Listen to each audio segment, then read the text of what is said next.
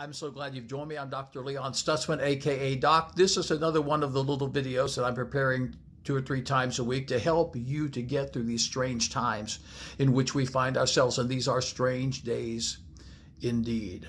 You've heard me talk about that little boarding house I was stuck at for a few months after a disastrous road trip. My first road trip, told we're not going back on the road anymore, told not to come back home until I was a success, and I sure wasn't a success.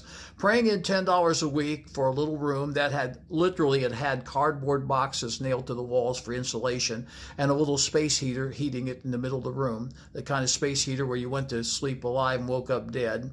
It was a dreadful time. Really, it was difficult, but God saw me through. The rent was paid every week. Deodorant razor blades came in manifesting supernaturally. And I found out that Jesus never fails. There's a great promise in Malachi 3:6. I'm the Lord thy God, I change not. Regardless of the situation or the circumstances, God doesn't change. God's word doesn't change. And if you'll work the word will work in your life. Adaptability. That's something you need to focus on. And that's one of the reasons why I was able to transcend that dreadful time living in that little boarding house, because I've always been adaptable. It's burned into my DNA. We moved almost every year when I was a kid. Some years we moved 3 times a year. There are some years I went to 3 different schools in 1 year. You have to learn to be adaptable living that kind of a lifestyle. Well, be adaptable. I have a little saying, blessed are the flexible, for they shall not be broken. Things change, God does not change.